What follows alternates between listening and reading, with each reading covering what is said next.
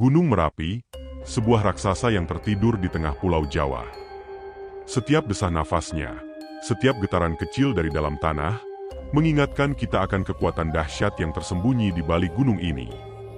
Namun, bukan hanya kekuatan alam yang membuat Merapi begitu menakutkan. Ada hal lain yang lebih dalam, lebih gelap, dan lebih misterius. Di balik setiap lereng dan hutan yang menyelimuti Merapi, tersembunyi cerita-cerita yang tidak pernah dibicarakan dengan suara keras. Cerita tentang sosok-sosok yang berdiam di sana, makhluk-makhluk yang tidak pernah mengenal kedamaian. Para pendaki yang berani menantang puncaknya seringkali pulang membawa cerita yang sama, cerita tentang penampakan yang menghantui, bisikan-bisikan yang tidak jelas asalnya, dan perasaan dingin yang menggelayuti meskipun mereka tengah berada di bawah terik matahari. Banyak yang percaya bahwa Gunung Merapi adalah gerbang menuju dunia lain, dunia di mana arwah-arwah gentayangan mencari tempat bernaung. Ada yang bilang, di malam-malam tertentu, jika kau cukup berani untuk mendaki sendirian, kau akan melihat sosok perempuan berbaju putih berdiri di antara kabut, memandangmu dengan mata yang penuh kepedihan. Atau mungkin kau akan mendengar suara tangisan bayi di tengah hutan, meskipun tidak ada seorang pun di sekitarmu. Tangisan itu semakin mendekat, semakin nyata, seolah-olah mencoba menarikmu lebih dalam ke kegelapan. Salah satu kisah yang paling dikenal adalah tentang seorang pendaki yang hilang tanpa jejak beberapa tahun yang lalu. Ia adalah seorang pemuda bersemangat yang sering mendaki gunung-gunung di Indonesia.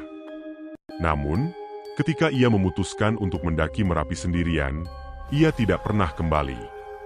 Tim penyelamat menemukan tendanya, makanannya, dan semua peralatannya tertinggal dengan rapi.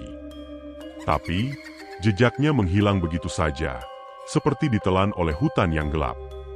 Penduduk setempat percaya bahwa ia telah diambil oleh penghuni gaib Merapi, sebuah hukuman karena ia tidak menghormati gunung dan para leluhur yang menjaganya. Suasana di sekitar Gunung Merapi selalu memiliki perasaan yang tidak biasa. Di ketinggian tertentu, udara menjadi begitu dingin hingga menembus tulang. Suara-suara aneh sering terdengar, seperti langkah kaki yang mengikuti di belakangmu, atau suara-suara bisikan yang tidak bisa dipahami.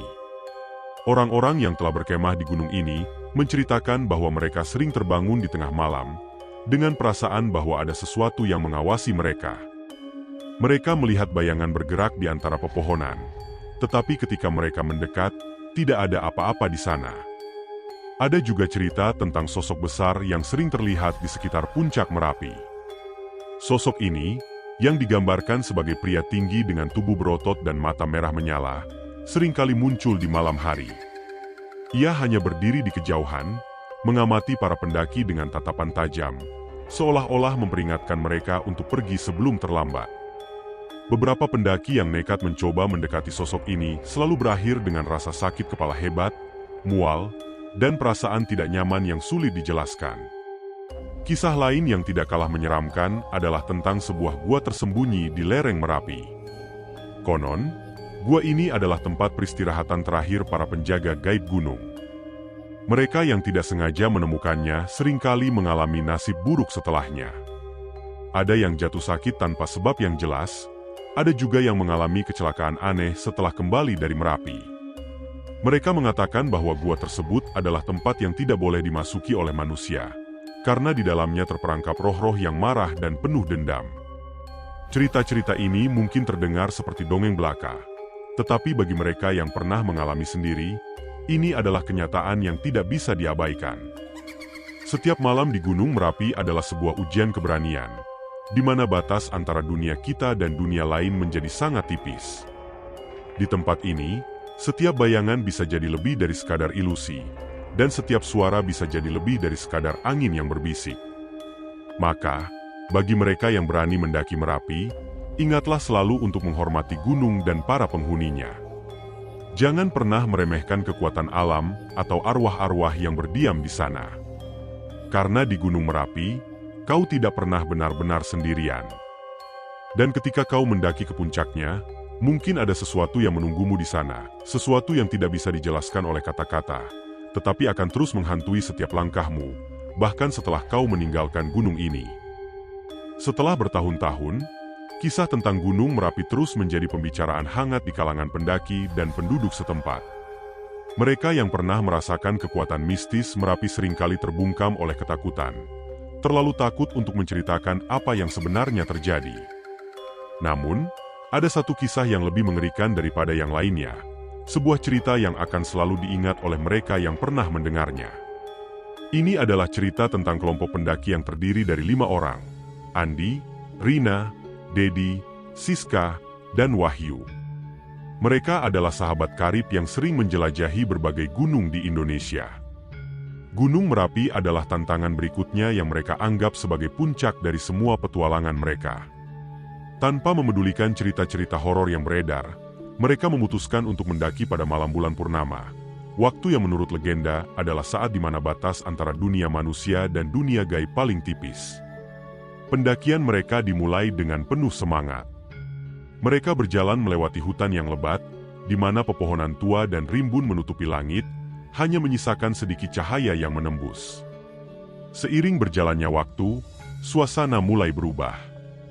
Engin yang simula berambulambu, kini beruba menjadi engin d'engin yang menuzuctulant. Pohon-pohon di sekitar mereka tampak semakin mendekat, seperti mengurung mereka dalam pelukan kegelapan. Andi, yang memimpin kelompok, tiba-tiba merasa seperti ada sesuatu yang mengawasi mereka. Dia menghentikan langkahnya dan melihat sekeliling, tetapi tidak ada yang tampak aneh. Hanya saja, perasaan itu tidak hilang. Rina, yang berjalan di belakangnya, merasakan hal yang sama. Dia merasakan bulu kuduknya berdiri, dan tiba-tiba saja, udara di sekitar mereka menjadi sangat berat, seolah-olah ada sesuatu yang menekan dari segala arah. Mereka melanjutkan perjalanan, tetapi suasana semakin mencekam. Dedi mulai mendengar suara-suara aneh, seperti bisikan yang datang dari balik pepohonan. Suara itu terdengar seperti suara seorang wanita, lembut namun menakutkan, memanggil namanya dengan nada yang menyeramkan. Dia mencoba mengabaikannya, menganggap itu hanya imajinasinya, tetapi suara itu semakin jelas, semakin mendekat. Siska yang berjalan di tengah barisan, tiba-tiba merasakan kakinya berat, seolah-olah ada sesuatu yang menariknya ke bawah. Dia melihat ke bawah dan terkejut melihat tanah di bawah kakinya seakan bergerak, seperti ada tangan yang keluar dari dalam tanah, mencoba meraihnya. Dia menjerit, memanggil yang lain, tetapi ketika mereka melihat ke arahnya, tidak ada apa-apa di sana. Hanya tanah basah yang terlihat normal, seolah-olah tidak pernah terjadi apa-apa. Wahyu, yang selalu menjadi yang paling rasional di antara mereka, mulai merasakan ketakutan yang tidak bisa dia jelaskan. Dia biasanya tidak percaya pada hal-hal mistis, tetapi kali ini dia merasakan sesuatu yang tidak beres. Dia merasa ada yang mengikuti mereka, sesuatu yang tidak bisa dia lihat, tetapi sangat nyata. Dia bisa merasakan kehadirannya di udara, menunggu saat yang tepat untuk menunjukkan diri. Ketika malam semakin larut, mereka akhirnya mencapai sebuah tempat datar di dekat puncak yang dikenal sebagai Pasar Bubrah, tempat yang konon menjadi pasar gaib para makhluk halus di Gunung Merapi. Tempat ini sangat sunyi, hanya angin yang berhembus dingin dan suara-suara gemerisik yang tidak jelas sumbernya. Mereka mendirikan tenda di sana, tetapi suasana begitu tidak nyaman. Setiap bayangan di sekitar mereka terasa hidup, setiap suara terdengar seperti bisikan yang mengundang mereka ke dalam kegelapan. Malam itu, mereka memutuskan untuk tidur bergantian, namun tidak ada yang benar-benar bisa tidur dengan nyenyak. Saat giliran Andi berjaga, dia mendengar suara aneh, seperti suara derap kaki yang berat, mendekat dari arah hutan. Dia mencoba melihat ke arah sumber suara itu, tetapi hanya kegelapan yang menyambut pandangannya. Namun, suara itu semakin mendekat, dan tiba-tiba dia melihat sosok besar muncul dari kegelapan. Sosok itu tinggi, lebih tinggi dari manusia biasa, dengan mata merah menyala yang menatapnya tajam. Andi terdiam dalam ketakutan. Dia ingin berteriak, tetapi suaranya tidak keluar.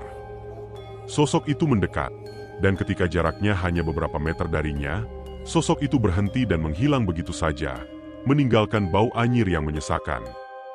Andi terjatuh ke tanah, tubuhnya gemetar ketakutan.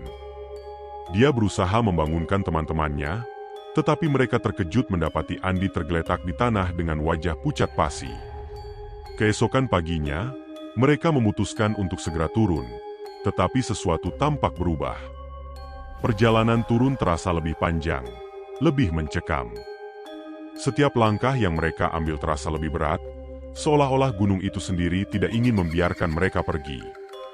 Wahyu, yang berada di belakang, tiba-tiba merasakan pundaknya ditepuk. Ketika dia menoleh, dia melihat Rina di belakangnya. Namun wajah Rina tampak berbeda, matanya kosong, dan wajahnya pucat seperti mayat. Dia tersentak mundur dan berteriak. Tetapi ketika dia melihat kembali, Rina sudah berjalan di depan bersama yang lain. Dia tidak mengerti apa yang baru saja dilihatnya, tetapi ketakutan semakin menggigit hatinya. Mereka terus berjalan, tetapi suara-suara aneh terus mengikuti mereka.